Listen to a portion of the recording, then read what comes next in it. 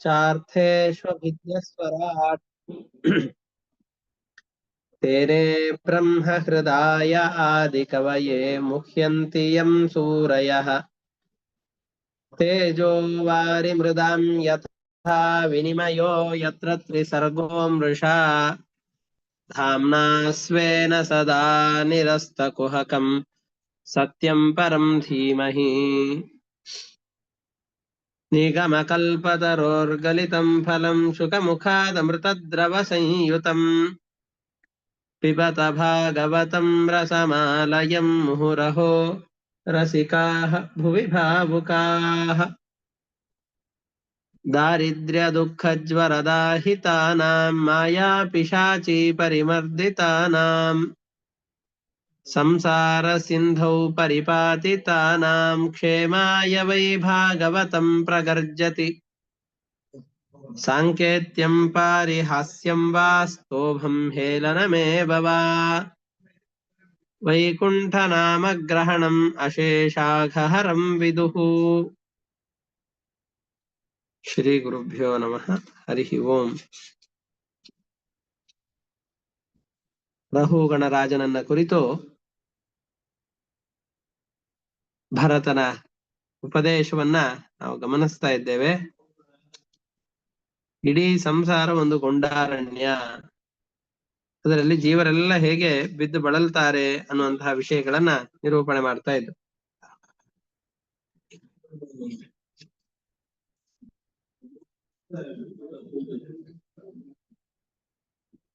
ಅದರಲ್ಲಿ ಅನೇಕ ಪ್ರಶ್ನೆಗಳು ಇವನು ಕೇಳಿದಾಗ ಅದಕ್ಕೆ ಉತ್ತರ ರೂಪವಾಗಿ ರಹುಗಣ ರಾಜ ಉಪದೇಶವನ್ನ ಕೊಡ್ತಾ ಇದ್ದಾನೆ.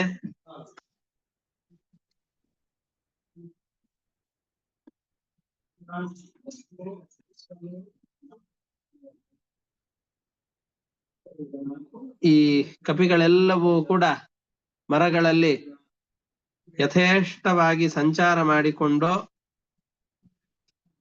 ಆಟವಾಡ್ಕೊಂಡು ಮುಂದಿನ ದಿನದ ಯೋಚನೆ ಇಲ್ಲದಂತೆ ಆ ದಿನ ತಮಗೇನು ಸಿಗತ್ತೋ ಅಷ್ಟರಲ್ಲಿ ತೃಪ್ತರಾಗಿದ್ದುಕೊಂಡು ಹೇಗೆ ಬದುಕ್ತವೋ ಅದೇ ರೀತಿಯಾಗಿ ಬಂಧು ಬಾಂಧವರಲ್ಲಿ, ಹೆಂಡತಿ ಮಕ್ಕಳಲ್ಲಿ ಅತಿಯಾದ ಆಸಕ್ತಿಯನ್ನಿಟ್ಟು ಸುಖವನ್ನು ಅನುಭವಿಸಿದರೆ ಇಲ್ಲಿಯೇ ಸುಖವನ್ನು ಅನುಭವಿಸಬೇಕು, ಈ ಸುಖವನ್ನು ಹೊರತುಪಡಿಸಿ ಪರಲೋಕಗಳೇ ಇಲ್ಲ ಅನ್ನುವ ಭಾವನೆಯಲ್ಲಿ ಜೀವ ಬದುಕ್ತಾ ಇರ್ತಾನೆ. ಈ ತುಂಬಾ ಬಲಿಷ್ಠವಾದ ಆನೆಗಳೆಲ್ಲ ಇರತ್ತೆ. ಬಲಿಷ್ಠವಾದ ಆನೆಗಳೆಲ್ಲವೂ ಕೂಡ ಆ ಕಾಡಿನಲ್ಲಿ ಅದಕ್ಕೆ ಅಂತ ಒಂದು ಖೆಡ್ಡ ತೋಡಿರ್ತಾರೆ, ಆಳವಾದ ಗುಂಡಿಗಳನ್ನ ತೋಡಿರ್ತಾರೆ. ಮದಿಸಿದ ಆನೆಗಳೆಲ್ಲವೂ ಕೂಡ ತಮ್ಮ ಮದವನ್ನ ಕಳೆದುಕೊಂಡು ಬಿಡತ್ತೆ ಆ ಖೆಡ್ಡಾದಲ್ಲಿ ಬಿದ್ದು, ಆ ಗುಂಡಿಯಲ್ಲಿ ಬಿದ್ದು. ಅದೇ ರೀತಿಯಾಗಿ ಜೀವರೆಲ್ಲರೂ ಕೂಡ ಅವರವರದ್ದೇ ಆದಂತಹ ಅನೇಕ ಸಂಬಂಧಗಳಲ್ಲಿ, ಅನೇಕ ವಿಷಯ ಪದಾರ್ಥಗಳ ಭೋಗ ಮಾಡುವುದರಲ್ಲಿ ತಮ್ಮ ಸಾಮರ್ಥ್ಯವನ್ನ ಕಳೆದುಕೊಂಡು ದುಃಖವನ್ನ ಅನುಭವಿಸ್ತಾ ಇರ್ತಾರೆ. ಆ ಆನೆಯ ಬಲ ಏನಿತ್ತೋ, ಮದ ಏನಿತ್ತೋ, ಆ ಮದವೆಲ್ಲವೂ ಕೂಡ ಇಳಿದು ಹೋಗಿ ಬಿಡತ್ತೆ. ಆ ಖೆಡ್ಡಾದಲ್ಲಿ ತೋಡಿದಾಗ ಆ ತೋಡಿದ ಖೆಡ್ಡಾದಲ್ಲಿ ಬಿತ್ತು ಅಂತಂದು ಹೇಳಿದ್ರೆ ಬಹಳ ಹೊತ್ತು ಅದರಲ್ಲಿ ಪ್ರಯತ್ನ ಪಡತ್ತೆ, ಹರಸಾಹಸ ಪಡತ್ತೆ. ಕೊನೆಗೆ ಅದರಿಂದ ಏಳಿಗೆ ಬರೋದಿಲ್ಲ ಅಂತಾದಾಗ ದುಃಖಗೊಂಡು ಅಲ್ಲಿಯೇ ಸುಮ್ಮನೆ ಇದ್ದು ಬಿಡತ್ತೆ. ಅದೇ ರೀತಿಯಾಗಿ ನಾವೆಲ್ಲರೂ ಕೂಡ ಈ ಜೀವನದ ಈ ಸುಖಗಳಲ್ಲಿ, ಐಹಿಕವಾದ ಸುಖಗಳು ಅಂತೇನಿವೆಯೋ ಆ ಸುಖಗಳಲ್ಲಿ ಸ್ವಲ್ಪ ಅನುರಕ್ತರಾಗಿರ್ತೇವೆ. ನನ್ನ ಬಳಿಯಲ್ಲಿ ಮದ ಬಂದಿರತ್ತೆ. ಯಾವುದರ ಮದ ಅಂತಂದ್ರೆ ಸಂಪತ್ತಿನ ಮದ, ಐಶ್ವರ್ಯ, ಅದೇ ರೀತಿಯಾಗಿ ರೂಪದ ಮದ, ಅದೇ ರೀತಿಯಾಗಿ ಯೌವನದ ಮದ. ನನಗಿನ್ನೂ ಬೇಕಾದಷ್ಟು ತಾರುಣ್ಯ ಇದೆ, ನಾನು ಏನು ಬೇಕಾದರೂ ಮಾಡಬಲ್ಲೆ, ಇಡೀ ಭೂಮಿಯನ್ನ ಅಂಗೈ ಅಗಲದಲ್ಲಿ ಕುಣಿಸಿ ಬಿಡ್ತೇನೆ, ನನ್ನಂತಹ ಸಾಮರ್ಥ್ಯ ಜಗತ್ತಿನಲ್ಲಿ ಯಾರಿಗೂ ಇಲ್ಲ ಅನ್ನುವಂತಹ ಅಷ್ಟು ದೊಡ್ಡದಾದಂತಹ ನಮಗೆ ಹುಂಬತನ ನಮಗೆ ಬಂದಿರತ್ತೆ. ಆ ಹುಂಬತನದಲ್ಲಿಯೇ ಇಡೀ ಜೀವನವನ್ನ ಕಳೆದಾಗ ಅತಿಯಾದಂತಹ ವಿಷಯ ಪದಾರ್ಥಗಳ ಬಯಕೆ ಕಾಮುಕತೆ, ತನ್ನ ವೀರ್ಯವನ್ನೆಲ್ಲವನ್ನೂ ಕೂಡ, ಶಕ್ತಿ ಎಲ್ಲವನ್ನೂ ಕೂಡ, ಪುರುಷನಾಗಿರಬಹುದು ಸ್ತ್ರೀಯರಾಗಿರಬಹುದು, ಯೌವನ ಬರುವವರೆಗೆ ತಂದೆ ತಾಯಿಗಳು ಹೇಳಿದಂತೆ ಕೇಳಿಕೊಂಡಿರ್ತಾರೆ. ಆ ಯೌವನದಲ್ಲಿ ಯಾರು ನಿಯಾಮಕರಾಗಿರೋದಿಲ್ಲ. ಮೂಗುದಾರವಿಲ್ಲದೆ ಇರುವಂತಹ ಹೋರಿಗಳೆಲ್ಲವೂ ಕೂಡ ಯಥೇಷ್ಟವಾಗಿ ಸಂಚಾರ ಮಾಡುವಂತೆ ವಿಧಿ ನಿಷೇಧಗಳ ಅರಿವಿಲ್ಲದೇನೆ ಯಥೇಷ್ಟವಾಗಿ ವಿಷಯ ಪದಾರ್ಥಗಳ ಭೋಗದಲ್ಲಿ ಜೀವರೆಲ್ಲರೂ ಕೂಡ ತೊಡಗಿ ಬಿಡುತ್ತಾರೆ.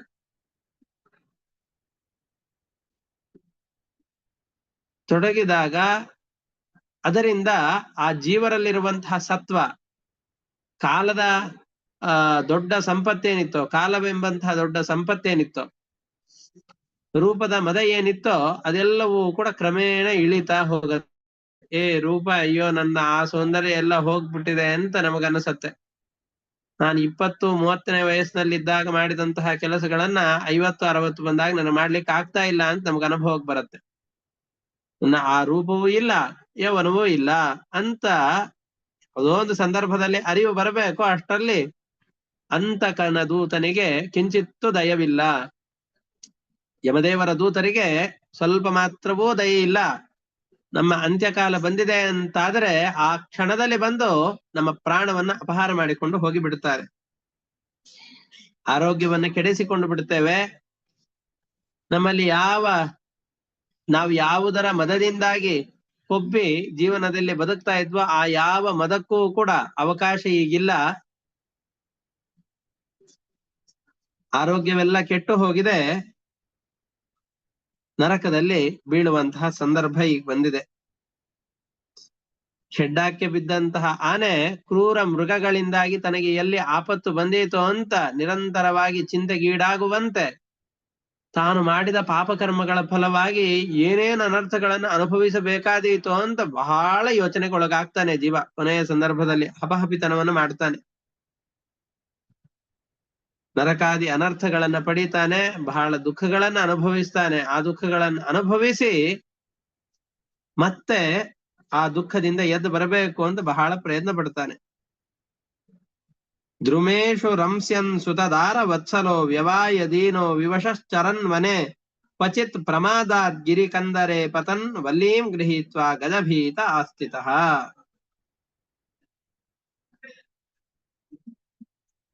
ಈ ಕೋತಿಗಳೆಲ್ಲವೂ ಕೂಡ ಆಡ್ತಾ ಇದ್ದಾಗ ಕೋತಿ ಯಾವ್ದಾದ್ರು ಒಂದು ಆಳವಾದ ಬಾವಿಗೆ ಬಿದ್ದು ಬಿಡ್ತು ಅಂತಂದ್ ಹೇಳಿದ್ರೆ ತನ್ನನ್ನು ಎತ್ತೋರು ಯಾರು ಇಲ್ಲ ಅಂತ ನೆಗೆದಾಡಿ ಎಲ್ಲ ಕಡೆಯಲ್ಲೂ ಕೂಡ ಪಾರಾಗ್ಲಿಕ್ಕೆ ಏನೇನು ಉಪಾಯ ಇದೆ ಅಂತ ನೋಡ್ತಾ ಇರುತ್ತೆ. ಹೆಂಗ ನೋಡಿದ್ರು ಅದಕ್ಕೆ ಮೇಲ್ಗಡೆಯಲ್ಲಿ ಪಾರಾಗಿ ಹೋಗ್ಲಿಕ್ಕೆ ಅವಕಾಶವೇ ಕಾಣಿಸ್ತಿಲ್ಲ. ಆ ಪ್ರಪಾತದಲ್ಲಿ ಬಿದ್ದಿದೆ.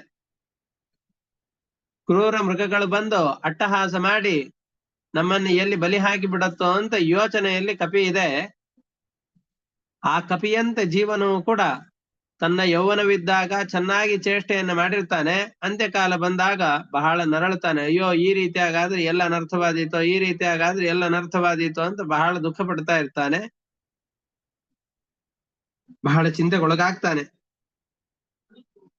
ಅದು ಆದ್ಮೇಲೆ ಬಹಳ ಕಷ್ಟಪಟ್ಟು ಕಪಿ ಆ ಮರದಲ್ಲಿ ಆ ಬೀಳಲುಗಳೆಲ್ಲವೂ ಕೂಡ ಬೆಳೆದಿರತ್ತೆ. ಆ ಬೀಳಲುಗಳು ಯಾವುದೋ ಒಂದು ಆಳವಾದ ಬಾವಿ ಇದ್ರೂ ಕೂಡ ಆ ಬಾವಿಯ ಒಳಗಡೆ ಬಿದ್ದಿದೆ.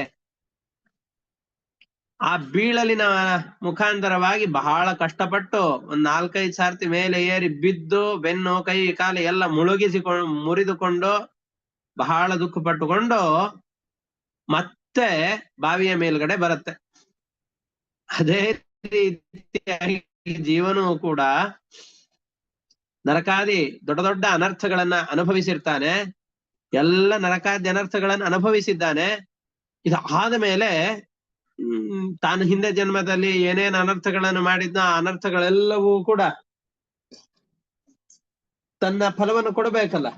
ಮಾಡಿದ ಪಾಪಕರ್ಮಗಳ ಫಲವನ್ನ, ನರಕಾದಿ ಅನರ್ಥಗಳನ್ನ ಚೆನ್ನಾಗಿ ಅನುಭವಿಸಿದ್ದಾನೆ. ಅನುಭವಿಸಿ ಆದ್ಮೇಲೆ ಆ ಯೋನಿ ಈ ಯೋನಿಯಲ್ಲಿ ಹುಟ್ಟಿಕೊಂಡು, ಅಂತಂದ್ರೆ ಪ್ರಾಣಿಯಾಗಿಯೋ, ಪಕ್ಷಿಯಾಗಿಯೋ, ಜಿರಳೆಯಾಗಿಯೋ, ಯಾವುದೋ ಒಂದು ವೃಕ್ಷವಾಗಿಯೋ, ತಾನು ಮಾಡಿದ ಕರ್ಮಗಳ ಫಲವಾಗಿ ಆಯಾಯ ಕ್ಷುದ್ರ ಯೋನಿಗಳಲ್ಲಿ ಕ್ಷುದ್ರವಾದಂತಹ ಶರೀರಗಳನ್ನು ಪಡೆದು ಅಲ್ಲೆಲ್ಲ ಕಷ್ಟಗಳನ್ನು ಅನುಭವಿಸಿಕೊಂಡು ಮತ್ತೆ ಉಳಿದ ಪುಣ್ಯಶೇಷದ ಬಲದಿಂದಾಗಿ ಮತ್ತೆ ಮಾನವ ಲೋಕದಲ್ಲಿ ಹುಡ್ತಾನೆ. ನಮ್ಮ ತರ ಮತ್ತೆ ಹುಡ್ತಾನೆ. ನಾವು ಬರಬೇಕಾದ್ರೆ ಎಷ್ಟೆಷ್ಟು ಶರೀರಗಳನ್ನ ಪಡೆದು, ಎಷ್ಟೆಷ್ಟು ಶರೀರಗಳಲ್ಲಿ ಗಿರಿಕೆ ಹೊಡೆದು, ಎಷ್ಟೆಷ್ಟು ದುಃಖಗಳನ್ನು ಅನುಭವಿಸಿಕೊಂಡು ಯಾವ ಕರ್ಮದ ಶೇಷದಿಂದಾಗಿ ಮತ್ತೆ ಈ ಮಾನವ ಶರೀರವನ್ನು ಪಡೆದಿದ್ದೇವೋ ಗೊತ್ತಿಲ್ಲ. ಅಂತೂ ಇಂತೂ ಈ ಮಾನವ ಶರೀರವನ್ನ ಪಡೆದುಕೊಂಡು ಈ ಮಾನವರ ಜೊತೆಯಲ್ಲಿ ಸಂಪರ್ಕವನ್ನು ಮಾಡ್ತೇವೆ. ಇದು ಹೇಗೆ ಅಂತಂದ್ರೆ, ಕಪಿ ಬಹಳ ಆಯಾಸಗೊಂಡು ಬಾವಿಯಲ್ಲಿ ಬಿದ್ದದ್ದು, ಬೀಳನ್ನ ಹಿಡಿದುಕೊಂಡು ಬಹಳ ಆಯಾಸ ಪಟ್ಟುಕೊಂಡು ಬಾವಿಯ ಮೇಲ್ಗಡೆ ಬಂದು ಮತ್ತೆ ವಾಪಸ್ ಯಾರ ಜೊತೆ ಸೇರ್ಕೊಂಡ್ತು ಅಂದ್ರೆ ಕಪಿಗಳ ಜೊತೆಯಲ್ಲೇ ಸೇರ್ಕೊಂಡು. ಕಪಿಗಳ ಜೊತೆಯಲ್ಲಿ ಸೇರ್ಕೊಂಡ್ತು ಅಂತಂದ್ರೆ ಚೇಷ್ಟೆ ಮಾಡುವಂತಹ ತನ್ನ ಸ್ವಭಾವ ಮತ್ತಷ್ಟು ವ್ಯಕ್ತವಾಗತ್ತೆ. ಅದೇ ಕೆಟ್ಟ ಕೆಲಸವನ್ನು ಮಾಡತ್ತೆ, ಮತ್ತೆಲ್ಲೋ ಒಂದ್ ಕಡೆಯಲ್ಲಿ ಬಾವಿಯಲ್ಲಿ ಬೀಳತ್ತೆ, ಇದೇ ರೀತಿಯಾದ ಆವೃತ್ತಿಗಳಾಗ್ತಾ ಇರತ್ತೆ. ಬಹಳ ದುಃಖಗಳನ್ನ ಆ ಕಪಿ ಅನುಭವಿಸತ್ತೆ. ಅದೇ ರೀತಿಯಾಗಿ ಪರಮಾತ್ಮನು ಕೂಡ ಆ ಕಾಡಿನಲ್ಲೆಲ್ಲ ದೊಡ್ಡ ದೊಡ್ಡ ಹೆಡ್ಡಾಗಳನ್ನ ಮಾಡಿರ್ತಾರಲ್ಲ, ಆ ರೀತಿಯ ಪರಮಾತ್ಮ ನಮ್ಗೆ ಜೀವನದಲ್ಲಿ ದೊಡ್ಡ ದೊಡ್ಡ ಹೆಡ್ಡಾಗಳನ್ನ, ಕುಣಿಕೆಗಳನ್ನ, ದೊಡ್ಡ ಗುಂಡಿಗಳನ್ನ ಮಾಡಿರ್ತಾನೆ. ಪಾಠ ಕಲೀಲಿ,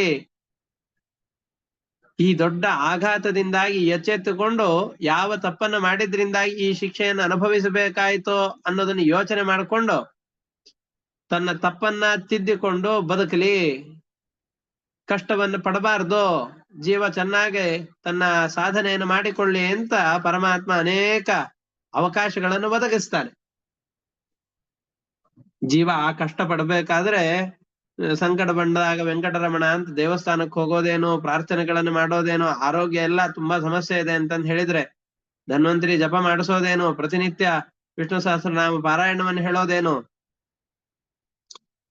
ಒಂದಿಷ್ಟು ಜನ ಪುರೋಹಿತರನ್ನು ಕರೆಸಿ ಮನೆಯಲ್ಲಿ ಯಜ್ಞ ಯಾಗಾದಿಗಳನ್ನು ಮಾಡೋದೇನು, ದೊಡ್ಡ ದೊಡ್ಡ ಅನುಷ್ಠಾನಗಳೆಲ್ಲವನ್ನು ಕೂಡ ಮಾಡ್ತೇವೆ.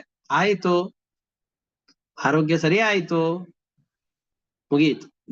ದೇವರ ಕೋಣೆಯಲ್ಲಿ ನಾವೆಲ್ಲ ಬೆಡ್ರೂಮ್ ಅಲ್ಲಿ ಅಂತ ನಮಗೂ ದೇವರಿಗೂ ಸಂಪರ್ಕ ಇಲ್ಲ ಅಂತಂದುಕೊಂಡು ದೂರವಾಗಿ ಪರಮಾತ್ಮ ಮತ್ತೆ ನನಗೆ ರೋಗ ಬರೋವರೆಗೂ ನೀ ಅಲ್ಲೇ ಇರೋ ದೇವರ ಮನೆಯಲ್ಲಿ ಪೆಟ್ಟಿಗೆ ಒಳಗಡೆ ಅಂತ ಹೇಳಿ ದೂರದಿಂದ ಒಮ್ಮೆ ಕೈ ಮುಗಿದು ಬಿಡ್ತೇವೆ, ಮುಗಿದು ಹೋಯ್ತು.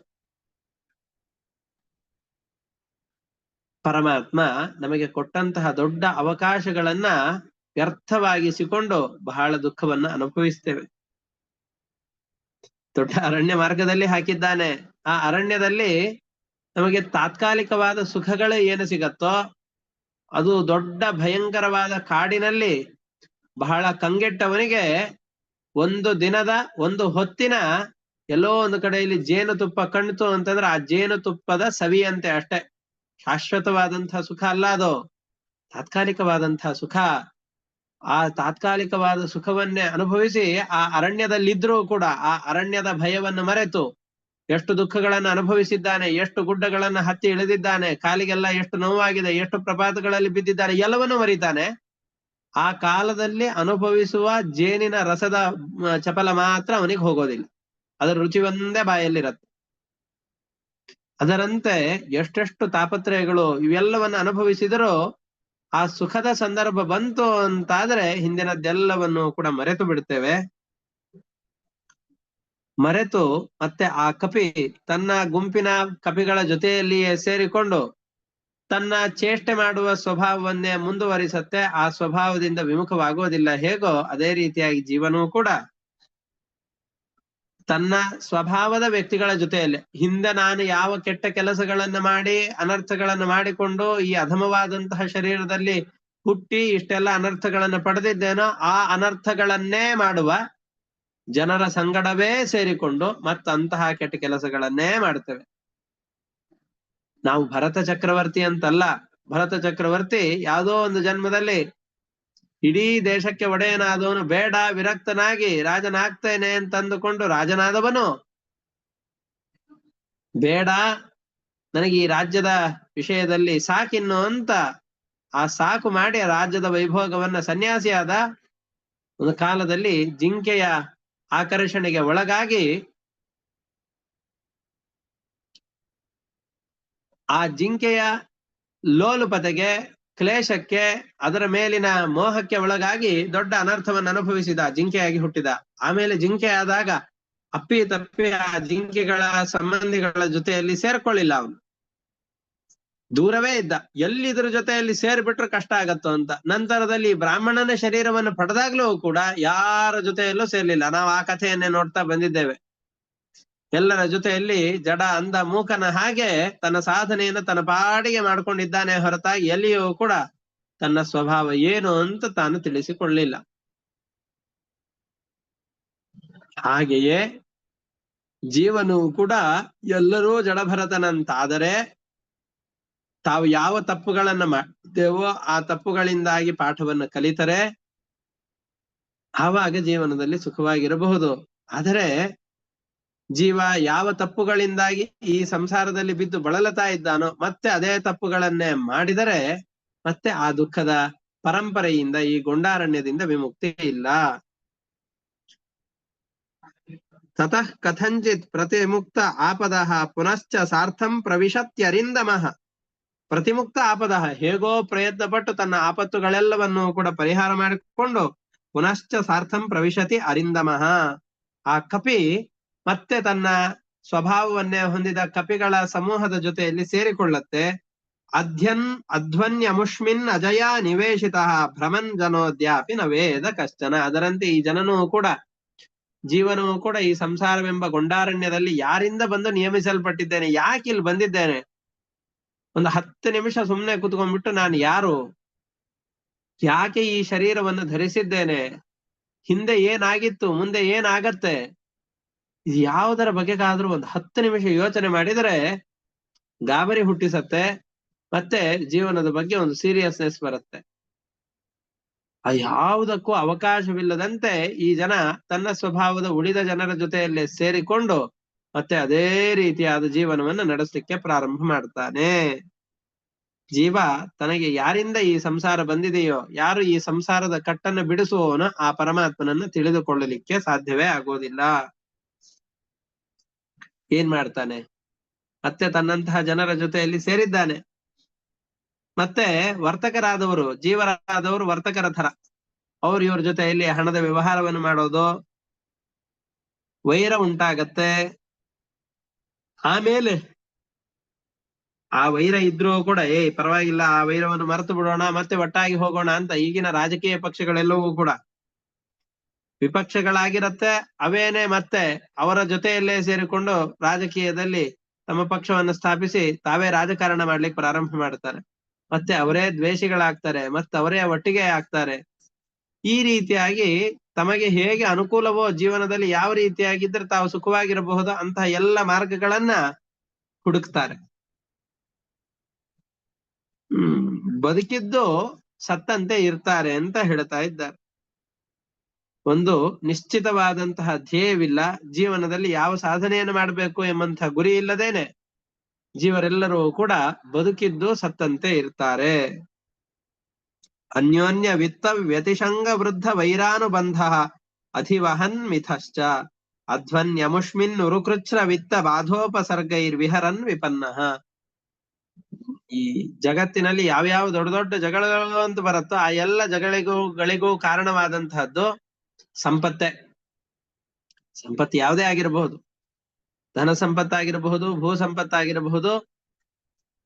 ಲಕ್ಷ್ಮೀದೇವಿ ಎಲ್ಲಿರ್ತಾಳೋ, ಸಂಪತ್ತು ಎಲ್ಲಿರತ್ತೋ ಅಲ್ಲಿ ಒಂದಲ್ಲ ಒಂದು ತರದ ಮಾನಸಿಕವಾದಂತಹ ವ್ಯಥೆಯನ್ನ ಅವಳು ಉಂಟು ಮಾಡ್ತಾಳೆ. ಈ ವ್ಯಕ್ತಿಯ ಮನಸ್ಸಿನ ಪರಿಶುದ್ಧತೆ ಹೇಗಿದೆ ಅಂತ ಪರೀಕ್ಷೆ ಮಾಡ್ತಾಳೆ.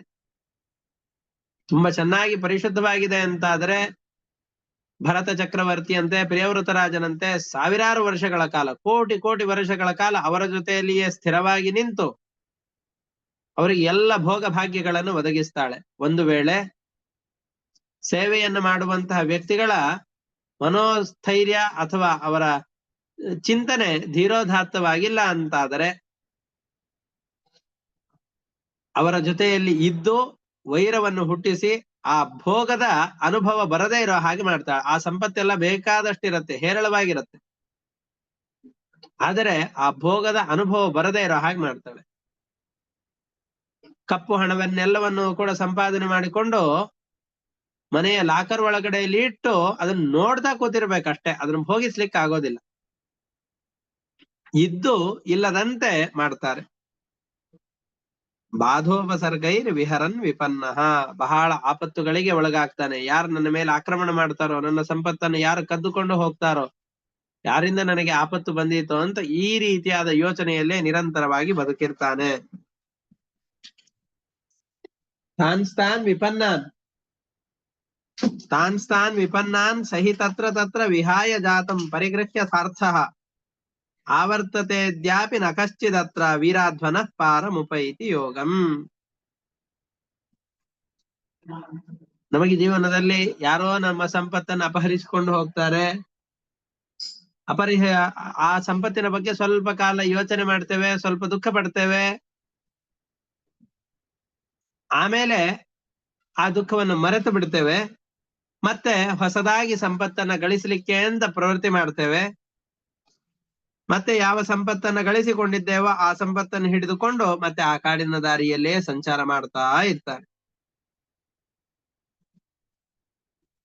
ಸಂಚಾರ ಮಾಡ್ತಾ ಇರ್ತೇವೆ, ಆದರೆ ಆ ಕೊನೆಯನ್ನ ಮುಟ್ಲಿಕ್ಕೆ ಎಂದಿಗೂ ಆಗೋದಿಲ್ಲ. ಆ ಸಂಪತ್ತಿನ ಸಾರ್ಥಕತೆಯನ್ನು ಮಾಡಿಕೊಳ್ಳಿಕ್ಕೆ ಆಗೋದಿಲ್ಲ. ದುಡಿತಾರೆ, ಕಳೆದುಕೊಳ್ಳುತ್ತಾರೆ, ದುಡಿತಾರೆ, ಕಳೆದುಕೊಳ್ಳುತ್ತಾರೆ, ದುಡಿದಿದ್ದನ್ನು ಮತ್ತಷ್ಟು ಅಭಿವೃದ್ಧಿ ಮಾಡಿಕೊಳ್ಳುತ್ತಾರೆ, ದೊಡ್ಡ ಸಂಪತ್ತನ್ನು ಕೂಡಿ ಇಡ್ತಾರೆ. ಕೊನೆಯಲ್ಲಿ ಎಲ್ಲ ಸಂಪತ್ತನ್ನು ಇಲ್ಲಿಯೇ ಬಿಟ್ಟು ತಮ್ಮ ಶರೀರವನ್ನು, ತಮಗೆ ಅತ್ಯಂತ ಪ್ರೀತಿ ಪಾತ್ರವಾದ ಶರೀರವನ್ನು ಕೂಡ ಇಲ್ಲೇ ಬಿಟ್ಟು ತೆರಳಿ ಬಿಡ್ತಾರೆ. ಯಾವ ಸಂಪತ್ತನ್ನ ಗಳಿಸುವ ಉದ್ದೇಶದಿಂದ ಇಡೀ ಜೀವನವನ್ನ ಅವನು ತನ್ನ ಆತ್ಮೀಯವಾದ ಅನೇಕ ಜನ್ಮಗಳ ಸಾಧನೆಯ ಪುಣ್ಯದ ಫಲವಾಗಿ ಸಿಕ್ಕಂತಹ ಈ ಶರೀರದಿಂದ ಸಿಕ್ಕಂತಹ ದೊಡ್ಡ ಫಲವಿದೆಯೋ, ಆ ಶರೀರದಿಂದ ಸಿಕ್ಕಂತಹ ದೊಡ್ಡ ಸಂಪತ್ತುಗಳೇನಿವೆ ಎಲ್ಲ ಸಂಪತ್ತನ್ನು ಇಲ್ಲೇ ಬಿಟ್ಟು ಹೋಗ್ತಾರೆ. ಆದರೆ ತನ್ನ ಜೊತೆಯಲ್ಲಿ ನಿರಂತರವಾಗಿ ಯಾವ ಸಂಪತ್ತು ಬರುತ್ತೋ ಆ ಸಂಪತ್ತನ್ನ ಅವನು ಕೂಡಿಸಿಕೊಳ್ಳೇ ಇಲ್ಲ. ಪುಣ್ಯದ ಗಂಟನ್ನ ಅವನು ಸಂಪಾದನೆ ಮಾಡಿಕೊಳ್ಳಿಕ್ಕೆ ಅಂತ ಪ್ರಯತ್ನ ಮಾಡೋದೇ ಇಲ್ಲ. ಜೀವ ರೋಗ ಬಂತು ಅಂತಾದ್ರೆ ಹೊಸ ಔಷಧವನ್ನ ಸ್ವೀಕಾರ ಮಾಡ್ತಾನೆ. ಔಷಧದಿಂದಾಗಿ ತನಗೆ ಬಂದಂತಹ ರೋಗಗಳನ್ನ ಪರಿಹಾರ ಮಾಡಿಕೊಳ್ತಾನೆ. ಆ ರೋಗಗಳನ್ನು ಪರಿಹಾರ ಮಾಡ್ಕೊಳ್ತಾನೆ, ಮತ್ತೆ ಅಪಥ್ಯವನ್ನ ಭೋಜನ ಮಾಡ್ಲಿಕ್ಕೆ ಪ್ರಾರಂಭ ಮಾಡ್ತಾನೆ. ಆ ಅಪಥ್ಯದ ಭೋಜನದಿಂದಾಗಿ ಮತ್ತಷ್ಟು ಕಾಲ ಭೋಗಿಸ್ತಾನೆ, ಮತ್ತೆ ರೋಗ ಬರುತ್ತೆ, ಮತ್ತೆ ಔಷಧವನ್ನು ತೆಗೆದುಕೊಳ್ತಾನೆ, ಪರಿಹಾರವಾಗತ್ತೆ. ಹೀಗೆ ಅವನು ಸಾಯೋವರೆಗೂ ಮಾಡ್ತಾ ಇರ್ತಾನೆ. ಅದರಂತೆ ಜೀವನವು ಕೂಡ ನಿರಂತರವಾಗಿ ಇಲ್ಲಿ ರೋಗ ಅಷ್ಟೇ. ಇಲ್ಲಿ ದೊಡ್ಡ ರೋಗ ಯಾವುದು ಅಂತಂದು ಹೇಳಿದ್ರೆ ಪ್ರತಿನಿತ್ಯದಲ್ಲಿ ಬರುವಂತಹದ್ದು ರೋಗಗಳು ಬೇರೆ. ಜೀವನಿಗೆ ಹುಟ್ಟು ಮತ್ತು ಮರಣಗಳೆಂಬಂತ ಎರಡು ದೊಡ್ಡ ರೋಗಗಳಿವೆ. ಈ ಎರಡು ರೋಗಗಳನ್ನ ನಿರಂತರವಾಗಿ ಜೀವ ಅನುಭವಿಸ್ತಾ ಇರ್ತಾನೆ. ಆಯಾಯ ಕಾಲದಲ್ಲಿ ಜನ್ಮ ಬರುವಂತ ಸಂದರ್ಭದಲ್ಲಿ ಬೇಡಪ್ಪ ಈ ಶರೀರ ಇನ್ನೊಮ್ಮೆ ಈ ಯೋನಿಯಲ್ಲಿ ತಂದು ಹಾಕ್ಬೇಡ ಅಂತ ಪ್ರಾರ್ಥನೆ ಮಾಡ್ತಾ ಇರ್ತಾನೆ. ಇನ್ನು ಮೇಲೆ ಇಷ್ಟು ಮಾಡಿದ್ದಕ್ಕೆ ರೋಗ ಬಂತಲ್ಲ, ಈ ರೋಗ ಬರದೇ ಇರೋ ಹಾಗೆ ಆ ಪದಾರ್ಥಗಳೆಲ್ಲವನ್ನು ಕೂಡ ಬಿಟ್ಟು ಬಿಡ್ತೇನೆ ಅಂತ ಹೇಳಿರ್ತಾನೆ. ರೋಗ ಎಲ್ಲ ಹೋದ್ಮೇಲೆ ತಿಂದ್ರಿ ಏನಾದೀತು, ಬಂದ್ರು ಬರ್ಲಿ ಅಂತ ಅಂದುಕೊಂಡು ಮತ್ತದೇ ಅಪಥ್ಯವನ್ನು ಮಾಡ್ತಾನೆ. ಅದೇ ರೀತಿಯಾಗಿ ಜೀವನವು ಕೂಡ ಹುಟ್ಟುವ ಸಂದರ್ಭದಲ್ಲಿ, ಮರಣ ಕಾಲದಲ್ಲಿ ದೊಡ್ಡ ವೈರಾಗ್ಯದ ಜ್ಞಾನ ಬಂದಿರತ್ತೆ. ಒಬ್ಬ ಕವಿ ಹೇಳ್ತಾನೆ, ಈ ಸ್ಮಶಾನದಲ್ಲಿ ಪುರಾಣವನ್ನು ಕೇಳಿದಾಗ ಇನ್ನೊಂದು ಎರಡು ಸ್ಥಳಗಳಿವೆ.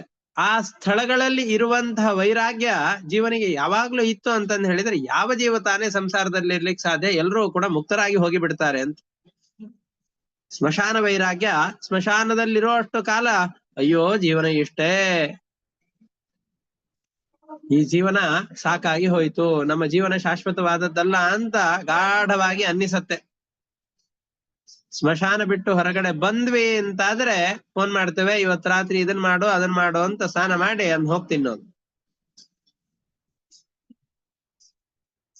ಪುರಾಣವನ್ನ ಕೇಳಬೇಕಾದ್ರೆ ಎಂತಹ ವೈರಾಗ್ಯ ಬಂದಿರತ್ತೆ. ಈ ವೈರಾಗ್ಯವನ್ನ ಕೇಳಿದರೆ ನಾಳೆಯಿಂದ ನಾವು ದೊಡ್ಡ ಸಾಧು ಸಂತರೋ ಅಥವಾ ಜಡಭರತನಂತಹ ದೊಡ್ಡ ತಪಸ್ವಿಗಳೋ ಇದೆಲ್ಲ ಆಗ್ಬೇಕು ಅಂತ ಮನಸ್ಸಿನಲ್ಲಿ ಭಾವನೆ ಬರುತ್ತೆ. ಆದ್ರೆ ಆ ಮನಸ್ಸಿನಲ್ಲಿ ಭಾವನೆ ಪರಮಾತ್ಮ ಎಷ್ಟೊತ್ತಿಟ್ಟಿರ್ತಾನೆ ಅಂದ್ರೆ ಇದು ಮುಗಿಯೋವರೆಗೂ ಅಷ್ಟೇ ಇಟ್ಟಿರ್ತಾನೆ. ಹಂಗೆ ಇತ್ತು ಅಂತಂದ್ ಹೇಳಿದ್ರೆ ಈ ಸಂಸಾರ ಇರ್ಬೇಕಲ್ವಾ, ಆ ಸಂಸಾರದ ಉಳಿವಿಗೋಸ್ಕರವಾಗಿ ಪರಮಾತ್ಮ ನಮ್ಮಂಥವ್ರಿಗೆಲ್ರಿಗೂ ಕೂಡ ತಾತ್ಕಾಲಿಕವಾದಂಥ ವೈರಾಗ್ಯವನ್ನು ಕೊಟ್ಟು ಮತ್ತೆ ಅದರನ್ನ ಮರೆವಿಗೆ ಹಚ್ಚುವ ಹಾಗೆ ಮಾಡಿ ಜೀವನನ್ನು ಮತ್ತೆ ಇಲ್ಲಿಯೇ ತಿರುಗುವ ಹಾಗೆ ಮಾಡ್ತಾನೆ. ಈ ಜೀವ ಮತ್ತೆ ಮರೆತು ಈ ಸಂಸಾರದ ಚಕ್ರದಲ್ಲಿ ನಿರಂತರವಾಗಿ ತಿರುಗ್ತಾ ಇರ್ತಾನೆ.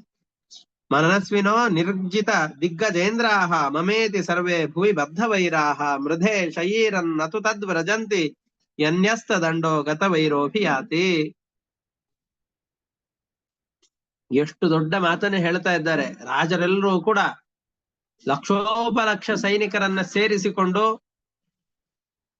ಆಯುಧಗಳನ್ನ ಹಿಡಿದುಕೊಂಡು ರಣರಂಗದಲ್ಲಿ ನಿಂತು ದೊಡ್ಡ ದೊಡ್ಡ ಯುದ್ಧಗಳನ್ನ ಮಾಡ್ತಾರೆ, ದಿಗ್ವಿಜಯಗಳನ್ನು ಮಾಡ್ತಾರೆ, ಅನೇಕ ರಾಜಸೂಯ ಅಶ್ವಮೇಧಾದಿ ಯಾಗಗಳೆಲ್ಲವನ್ನು ಕೂಡ ಮಾಡ್ತಾರೆ. ಇದು ನನ್ನ ರಾಜ್ಯ, ನನ್ನ ರಾಜ್ಯದ ಗಡಿ ಇಷ್ಟೇ ಇರ್ಲಿಕ್ಕೆ ಸಾಧ್ಯ ಇಲ್ಲ, ಇನ್ನೊಂದಿಷ್ಟು ದೊಡ್ಡದು ಮಾಡಬೇಕು, ಇನ್ನೊಂದಿಷ್ಟು ದೊಡ್ಡದು ಮಾಡಬೇಕು ಅನ್ನುವಂತಹ ಆಸೆಯಿಂದ ಯುದ್ಧಗಳನ್ನು ಮಾಡ್ತಾರೆ. ಆ ಯುದ್ಧವನ್ನು ಮಾಡಿದ ರಾಜನಿಗೆ ಕೊನೆಯಲ್ಲಿ ಸಿಗೋದೇನು ಅಂತಂದ್ರೆ ಆ ರಣರಂಗದಲ್ಲಿ ಮರಣ ಒಂದೇ. ಯಾವ ರಾಜ್ಯಕ್ಕೋಸ್ಕರ ಅಂತ ಅವನು ಇಷ್ಟು ಪಡಿಪಾಟಲನ್ನ ಪಟ್ಟನೋ ಆ ರಾಜ ಆ ರಣರಂಗದಲ್ಲಿ ಶವವಾಗಿ ಬಿದ್ದಾನೆ ಹೊರತಾಗಿ ಅವನಿಗೆ ಪರಮಾತ್ಮನ ಪ್ರಾಪ್ತಿ ಆಗೋದಿಲ್ಲ.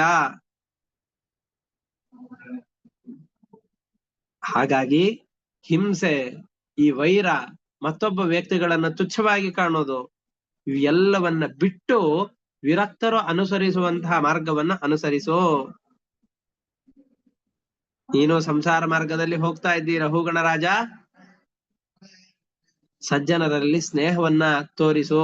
ರಾಜನಾಗಿದ್ದಿ ಅಂತ ಅಹಂಕಾರ ಭಾವನೆಯನ್ನ ತೋರಿಸಬೇಡ, ಅತಿಯಾದ ಹಿಂಸೆಯನ್ನು ಮಾಡಬೇಡ, ವಿಷಯ ಪದಾರ್ಥದಲ್ಲಿ ಇದು ನಾನು ನನ್ನದು ಅನ್ನುವಂತಹ ಅತಿಯಾದ ಅಭಿಮಾನವನ್ನು ಬಿಡು. ಈ ಸಂಸಾರದ ಛೇದನವನ್ನು ಮಾಡಬೇಕು ಅಂತಂದ್ರೆ ಭಗವಂತನಲ್ಲಿ ಭಕ್ತಿ ಎಂಬಂತಹ ಒಂದು ದೊಡ್ಡ ಖಡ್ಗ ಇದ್ದರ ಹೊರತು ಬೇರೊಂದು ಮಾರ್ಗ ಇದಕ್ಕಿಲ್ಲ. ರಹುಗಣ ತ್ವಮಪಿ ಹ್ಯಧ್ವನೋಸ್ಯ ಸನ್ಯಸ್ತ ದಂಡ ಕೃತಭೂತ ಮೈತ್ರ.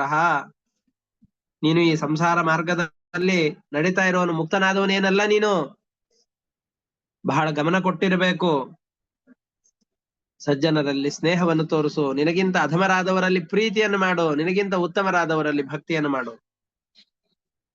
ವಿಷಯ ಪದಾರ್ಥಗಳೆಲ್ಲವನ್ನು ಕೂಡ ಚೆನ್ನಾಗಿ ಅನುಭವಿಸು. ಆದರೆ ಈ ವಿಷಯ ಪದಾರ್ಥಗಳು ಶಾಶ್ವತ, ನನ್ನ ರಾಜ ಪದವಿಯು ಶಾಶ್ವತ ಅನ್ನುವ ಭಾವನೆಯನ್ನ ಮನಸ್ಸಿನಿಂದ ತೊಡೆದು ಹಾಕಿಬಿಡು. ಭಗವಂತನ ಕಥಾಶ್ರವಣವೆಂಬಂತಹ ದೊಡ್ಡ ಕತ್ತಿಯಿಂದಾಗಿ ನಮ್ಮ ಮನಸ್ಸು ನಿರಂತರವಾಗಿ ಶಾರ್ಪ್ ಆಗ್ತಾ ಇರಬೇಕು. ಒಂದೇ ದಿವಸಕ್ಕೆ ಕತ್ತಿಯನ್ನ ಹರಿತವನ್ನಾಗಿ ಮಾಡ್ಲಿಕ್ಕೆ ಆಗೋದಿಲ್ಲ. ಈ ಮನಸ್ಸು ಬಹಳ ಮೊಂಡಾದಂತಹದ್ದು. ಸ್ವಲ್ಪ ಚೂಪವಾಗತ್ತೆ, ಚೂಪಾದ್ರೂ ಆ ಕತ್ತಿಯನ್ನು ಬಹಳಷ್ಟು ಬಳಸಿದಿವಿ ಅಂತಾದ್ರೆ ಮತ್ತೆ ಮೊಂಡಾಗಿ ಬಿಡತ್ತೆ. ಅದಕ್ಕೆ ಏನ್ ಮಾಡ್ಬೇಕು? ಮತ್ತೆ ನಿರಂತರವಾಗಿ ಸಾಣೆ ಹಿಡಿತಾ ಇರಬೇಕು. ಭಗವಂತನ ಕಥಾಶ್ರವಣ, ಭಗವಂತನ ಕಥೆಗಳನ್ನ ಹೇಳೋದು, ಕೇಳೋದು, ಭಗವಂತನ ಸ್ತೋತ್ರಗಳನ್ನ ನಿರಂತರವಾಗಿ ಪಾರಾಯಣ ಮಾಡೋದು, ಭಗವಂತನ ನಾಮಸ್ಮರಣೆಯನ್ನ ಮಾಡೋದು, ಮಾಡಿದ ಕರ್ಮಗಳನ್ನ ಭಗವಂತನಲ್ಲಿ ಅರ್ಪಣೆ ಮಾಡೋದು. ಮಾಡುವಾಗ ಯಾವ ಕರ್ಮಗಳನ್ನ ಮಾಡಿದರೆ ಭಗವಂತನಿಗೆ ನಾನು ಮಾಡಿದ ಕರ್ಮಗಳಿಂದ ಪ್ರೀತಿಯಾದೀತೋ ಆ ಕರ್ಮಗಳನ್ನ ಮಾಡ್ಲಿಕ್ಕೆ ಅಂತ ಸಂಕಲ್ಪ ಮಾಡೋದು. ಈ ರೀತಿಯಾದ ಭಗವಂತನ ನಿರಂತರವಾದ ಸೇವೆ ಎಂಬ ಖಡ್ಗ ಒಂದೇ ನಮ್ಮ ಮನಸ್ಸಿನ ಹರಿತತೆಯನ್ನ, ಈ ರೀತಿಯಾದ ಸಾಣೆ ಹಿಡಿವಿಕೆ ನಮ್ಮ ಸಂಸಾರದ ದೊಡ್ಡ ವೃಕ್ಷವನ್ನ ಕತ್ತರಿಸಲಿಕ್ಕೆ ಸಾಧ್ಯವಾಗತ್ತೆ, ನಮ್ಮ ಅಂತಃಕರಣವನ್ನು ಪರಿಶುದ್ಧ ಮಾಡ್ಲಿಕ್ಕೆ ಸಾಧ್ಯವಾಗತ್ತೆ. ರಹುಗಣ ತ್ವಮಪಿ ಹ್ಯಧ್ವನೋಸ್ಯ ಸನ್ಯಸ್ತ ದಂಡ ಕೃತಭೂತ ಮೈತ್ರ ಅಸಜ್ಜಿತಾತ್ಮ ಹರಿಸೇವಯಾಶಿತ ಜ್ಞಾನಾಸಿ ಮಾದಾಯ ತರ ಅತಿಪಾರಂ.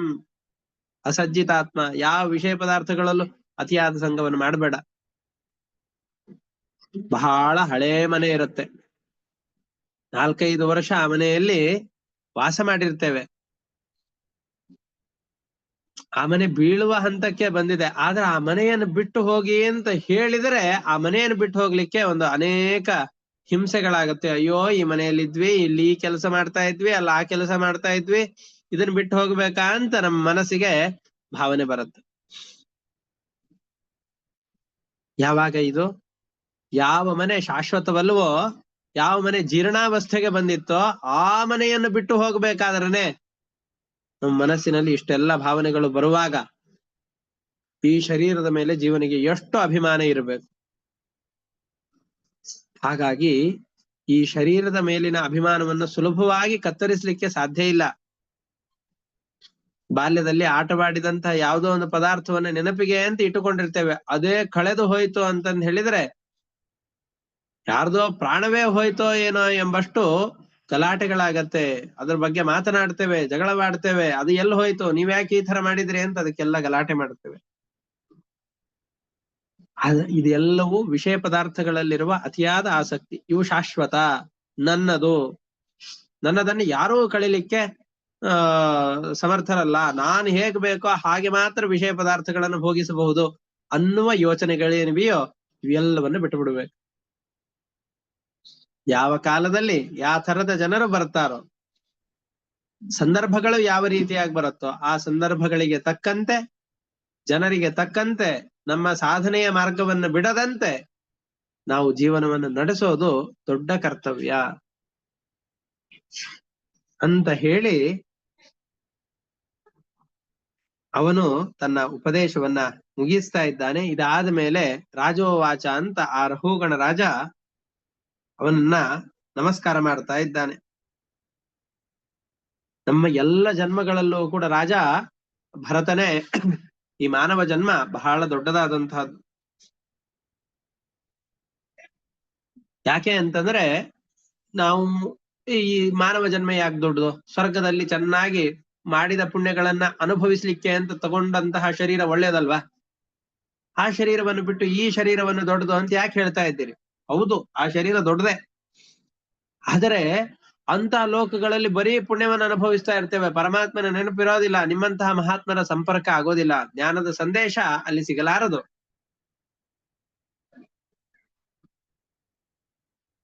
ಬರೀ ಸುಖಭೋಗಕ್ಕೋಸ್ಕರ ಅಂತ ಸಿಕ್ಕಂತಹ ಶರೀರವನ್ನ ಜನ್ಮವನ್ನ ತಗೊಂಡು ಏನು ಮಾಡಬೇಕು? ಆ ಶರೀರದಿಂದ ಏನು ಪ್ರಯೋಜನ? ನಿಮ್ಮಂತಹ ಮಹಾತ್ಮರ ನಿರಂತರವಾದ ಸಂಪರ್ಕ ಇರಬೇಕು. ಮಹಾತ್ಮರ ಸಂಪರ್ಕ ಇರುವಂತಹ ಯಾವ ಜನ್ಮವಾದರೂ ಕೂಡ ಅದು ಜೀವನದ ಸಾರ್ಥಕತೆಯನ್ನು ತಂದುಕೊಡುವಂತಹದ್ದು. ಅಂತಹ ಮಾನವ ಶರೀರ ನನಗೆ ಸಿಕ್ಕಿದೆ, ದೊಡ್ಡ ಭಾಗ್ಯ ಇದು. ಅಹೋ ನೃಜನ್ಮಾಖಿಲ ಜನ್ಮಶೋಭನಂ ಕಿಂ ಜನ್ಮಭಿಹಿ ತು ಅಪರೈಹಿ ಅಪ್ಯಮುಷ್ಮಿನ್. ಈ ಭೂಲೋಕದಲ್ಲಿ ಬೇರೆ ಎಷ್ಟು ಶರೀರಗಳಿದ್ರೇನೋ, ಯಾವ ಯಾವ ಜನ್ಮಗಳಿಗೆ ಅವಕಾಶವಿದ್ರೇನೋ, ಈ ಎಲ್ಲ ಜನ್ಮಗಳನ್ನು ತೆಗೆದುಕೊಂಡು ಏನಾಗ್ಬೇಕಾಗಿದೆ? ನನಗೆ ಈ ಮಾನವನ ಶರೀರ ದೊಡ್ಡ ಫಲದಿಂದಾಗಿ ಸಿಗುವಂತಹದ್ದು ಅಂತ ತಿಳಿದುಕೊಳ್ತಾ ಇದ್ದೇನೆ. ಯಾಕೆ? ನಯದ್ ಹೃಷಿಕೇಶ ಯಶಃ ಕೃತಾತ್ಮನಾಂ ಮಹಾತ್ಮನಾಂ ವಃ ಪ್ರಚುರ ಸಮಾಗಮಃ. ಮಹಾತ್ಮರಾದಂತಹ ನಿಮ್ಮವರ ಸಮಾಗಮ, ನಿಮ್ಮಂತಹ ಜನರ ಸಮಾಗಮ ಈ ಮಾನವ ಶರೀರದಲ್ಲಿ ಇದ್ದಾಗ ಮಾತ್ರ ಸಾಧ್ಯ. ಅಂತಹ ನಿಮ್ಮ ಸಮಾಗಮವನ್ನು ತಂದುಕೊಡುವಂತಹ ಈ ಶರೀರ ನನಗೆ ನಿರಂತರವಾಗಿ ಸಿಗ್ತಾ ಇರಲಿ. ಇದನ್ನು ಹೊರತುಪಡಿಸಿದ ಬೇರೆ ಯಾವ ಶರೀರದಿಂದಲೂ ನನಗಾಗಬೇಕಾದಂತಹ ಪ್ರಯೋಜನವಾದರೂ ಏನಿದೆ? ಬೇಡ. ಅಷ್ಟೇ ಅಲ್ಲ, ನಿಮ್ಮಂತಹ ಸಜ್ಜನರ ಪಾದ ಕಮಲಗಳನ್ನು ನಿರಂತರವಾಗಿ ಆರಾಧನೆ ಮಾಡಿ ಯಾವ ವ್ಯಕ್ತಿ ಜೀವನವನ್ನು ನಡೆಸ್ತಾ ಇರ್ತಾನೋ, ನಿಮ್ಮಂತಹ ವ್ಯಕ್ತಿಗಳ ಕಡೆಯಲ್ಲಿ ಯಾರು ತತ್ವೋಪದೇಶವನ್ನು ಪಡಿತಾ ಇರ್ತಾನೋ ಅವನ ಪಾಪವೆಲ್ಲವೂ ಕೂಡ ಭಸ್ಮವಾಗಿ ಹೋಗತ್ತೆ. ಹತ್ತಿಯ ಗೋಡೋನಿಗೆ ಬೆಂಕಿಯ ಒಂದು ಕಿಡಿ ತಾಕಿದರೆ ಕ್ಷಣ ಮಾತ್ರದಲ್ಲಿ ಇಡೀ ಹತ್ತಿಯ ರಾಶಿಯನ್ನ ಆವರಿಸಿ ಸುಟ್ಟು ಬೂದಿಯಾಗಿ ಹೋಗತ್ತೆ. ಅದರಂತೆ ನಿಮ್ಮ ಪಾದಕಮಲಗಳನ್ನ ಸೇವೆ ಮಾಡಿ ನಿಮ್ಮ ಬಳಿಯಲ್ಲಿ ಉಪದೇಶವನ್ನು ಪಡೆದವು ಅಂತಾದ್ರೆ ನಮ್ಮ ಪಾಪಗಳೆಲ್ಲವೂ ಪರಿಹಾರವಾಗಿ ಭಗವಂತನಲ್ಲಿ ನಿರ್ಮಲವಾದಂತಹ ಪರಿಶುದ್ಧವಾದ, ಯಾವುದೋ ಒಂದು ಎಕ್ಸ್ಪೆಕ್ಟೇಷನ್ ಇಟ್ಟುಕೊಂಡು ಮಾಡಿದಂತಹ ಭಕ್ತಿ ಅಲ್ಲ, ನಿರ್ಮಲವಾದಂತಹ ಭಕ್ತಿ ಅಭಿವೃದ್ಧಿ ಆಗತ್ತೆ. ನಿಮ್ ಜೊತೆಯಲ್ಲಿ ಇದ್ದಿದ್ದು 1 ಗಂಟೆ ಕಾಲ ಅಷ್ಟೇ. ಜೀವರಿಗೆ ಕರ್ಮಗಳಿಂದ ಶ್ರಮವಾಗ್ತಾ ಇದೆ. ಅವನು ಕರ್ತೃತ್ವ ಉಳ್ಳವನಾಗಿರ್ಬೇಕಲ್ವಾ?